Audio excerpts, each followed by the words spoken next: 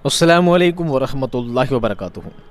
अज़ीज़ तलबा, मैं मोहम्मद शहज़ाद ख़ान आप तमाम ही का अपने SNLS के एजुकेशन में खैर मकदम करता हूँ। आप तमाम ही का तहे दिल से इस्तकबाल करता हूँ। उम्मीद करता हूँ आप तमाम ही खैर आफियत से होंगे और खुश खुशम ज़िंदगी गुजार रहे होंगे। प्यारे बच्चों, एक बहुत ही खूबसूरत सबक है, बहुत ही प्यारा अफसाना है, आपके निसाब में शामिल है, सुकून की नींद।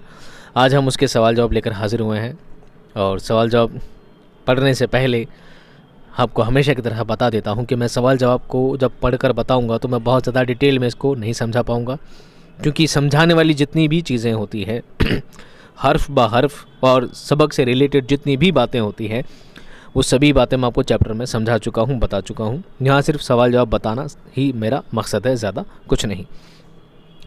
तो इस वीडियो को देखने से पहले आपसे गुजारिश है कि आप पहले जाएँ और सुकून की नींद वाला जो चैप्टर वाला वीडियो है पहले आप वो देख लें।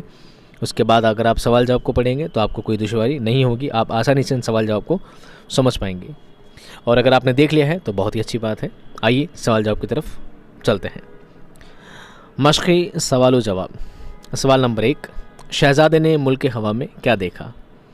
जवाब लिखेंगे, शहज़ादा जब मुल्क हवा की एक सुरंग में दाखिल हुआ तो उसने देखा कि वो एक ऐसी दुनिया में पहुंच गया है जहां दो तरह के इंसान पाए जाते हैं, एक वो जो जी रहे थे और दूसरे वो जो जीते जी मर रहे थे।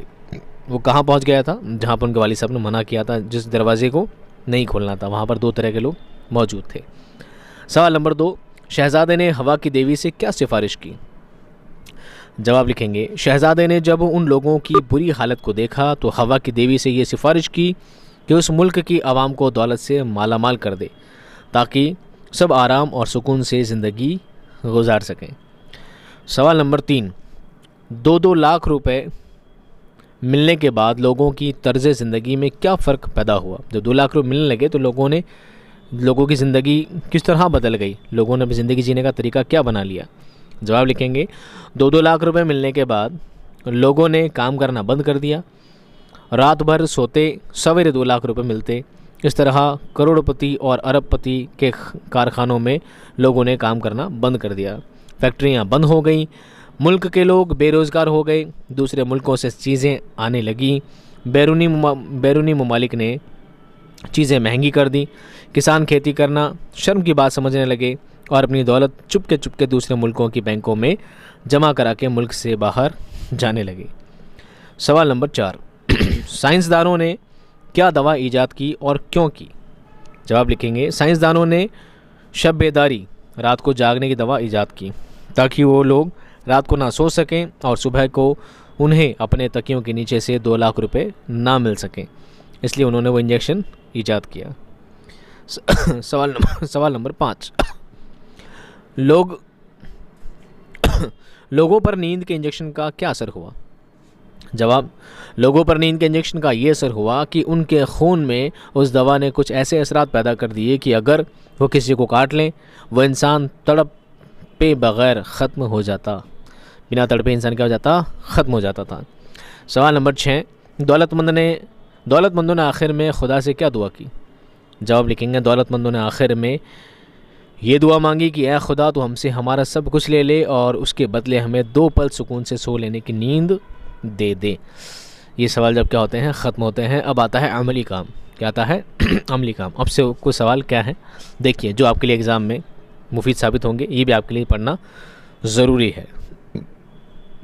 सवाल कुछ इस तरह का है, आज़ादी के बाद लिखे जाने वाले कम से कम 5 अफसाने पढ़िए और ये बताइए कि जिनमें किस किस्म के मसाइल बयान किए गए हैं, है ना? इनमें कौन से मसाइल बयान किए गए हैं? आइए एक एक करके बताते हैं। आज़ादी के बाद लिखे गए 5 अफसाने और उनमें बयान किए गए मसाइल कुछ इस तरह के हैं। पहला अफसाना कौन सा है? फ़ोटोग्राफ़र।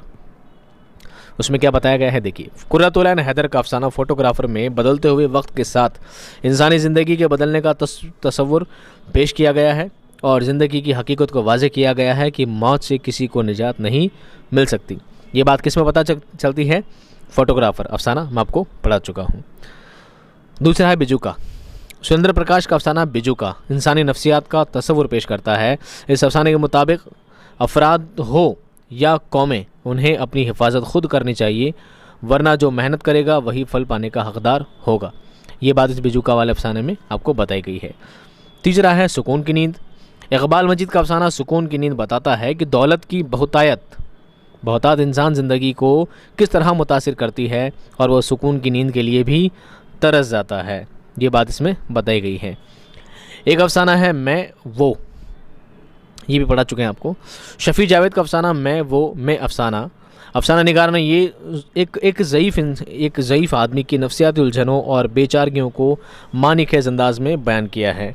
अब इन सारे अफसानों में बड़ी बड़ी बातें क्या बताई है, ये जब आप चैप्टर पढ़ोगे ना तो आपको बहुत कुछ इनसे जानने को मिल जाएगा। पांचवा अफसाना है लम्हे अफसाना बलवंत सिंह का है और इसमें फसादात से मुतासिर होने वाले अफराद की नफ्सियात एक औरत सुल्ताना के किरदार के ज़रिए बयान करके बताया गया है कि एक दूसरे के दुखों में शिरकत ही हकीकी इंसानियत है। ठीक है, अब ये पांचों के पांच अफसाना आपको पढ़ा चुके हैं। जब आप एक एक करके वीडियो देखेंगे तो सभी में क्या क्या शिक्षा मिलती है, क्या उनकी मॉरलिटी है, उससे भी सभी बातें आपको उस अफसाने में जानने को मिलेंगी जब आप वो वीडियो को बारी बारी देखेंगे। अगला सवाल क्या है, देखिए। इकबाल मजीद की अफसाना निगारी का जायज़ा उनका अफसाना सुकून की नींद की रोशनी में लीजिए। ठीक है, उनके लिखने का तरीका कैसा है, उनका लिखने का ढंग कैसा है, उनका जो अफसाना है सुकून की नींद, उसके हिसाब से बताइए। जवाब क्या लिखेंगे, देखिए। इकबाल मजीद ज़िला सीतापुर उत्तर प्रदेश में पैदा हुए। लखनऊ यूनिवर्सिटी से तालीम मुकम्मल की, है ना। ये जब मैं चैप्टर पढ़ाता था तो चैप्टर पढ़ाने से पहले जो मैंने चैप्टर का वीडियो बनाया है तो चैप्टर पढ़ाने से पहले उसके मैंने मुसन्निफ़ का, उसके शायरों का क्या एक मुख्तसर जायज़ा लिया है, उसका एक मुख्तसर हवाला पेश किया है, उनकी ज़िंदगी को मुख्तसर तौर पर बताया गया है। वही बातें इस जवाब में आपको लिखनी है। मैं हमेशा इस बात का ध्यान रखता हूँ क्योंकि इसका सवाल भी अक्सर एग्ज़ाम में पूछा जाता रहता है। तालीम से फारिग होने के बाद कुछ अरसे तक स्कूल में पढ़ाते रहे। उसके बाद ऑल इंडिया रेडियो से वाबस्ता हो गए। मुलाजमत के दौरान उन्हें कई शहरों में रहना पड़ा। मालवा की पुरफ़िज़ा सरजमीन भोपाल उनकी मुलाजमत का आखिरी पड़ाव था, जहां वो असिस्टेंट स्टेशन डायरेक्टर के ओहदे से सुबकदोश हुए, यानी रिटायर हुए। बिलाखिर भोपाल ही में उन्होंने मुस्तकिल सुकूनत इख्तियार कर ली। इकबाल मजीद अहद जदीद के नामवर अफसाना निगार हैं। उन्होंने कई आला दर्जे के ड्रामा भी लिखे हैं। नमक और किसी दिन उनके 2 नावल हैं। 2 भीगे हुए लोग, एक हलीफ़ा बयान, शहर बदनसीब और तमाशाए घर उनके अफसानवी मजमूए हैं, इन अफसानों के संग्रह हैं। इकबाल मजीद का ताल्लुक़ उस नस्ल से है जो 1955 से 1960 ईस्वी के बाद परवान चढ़ी। इकबाल मजीद ने नई तर्ज के कई अफसाने भी लिखे हैं जिनमें आज के इंसान की दाखिली और रूहानी उलझनों को मौजू बनाया गया है। अफसानवी तकनीक में भी उन्होंने बाज़ अहम तजुर्बे किए हैं। कहानी में कहानीपन के उनसर को उन्होंने बरकरार रखा है। इकबाल मजीद ने अपने अफसानों, ड्रामों और नावलों में सियासी और समाजी शऊर के साथ साथ नफ्सियाती बसीरत से भी बखूबी काम लिया है। जदीद उर्दू अफसाने की तारीख़ में इकबाल मजीद का एक नुमाया मकाम है। ज़ेर निसाब अफसाना सुकून की नींद इकबाल मजीद का एक उम्दा अफसाना है, जिसमें इकबाल मजीद ने ये वाज़े किया है कि किसी के पास दौलत का ना होना इतना बड़ा अज़ाब नहीं है जितना दौलत का बेहिसाब होना है। इंसान जब दौलत के नशे में सरशार होता है, डूब चुका होता है, तो वो फितरत की नेमतों ही से दूर नहीं हो जाता बल्कि ख़ुद गर्ज भी हो जाता है।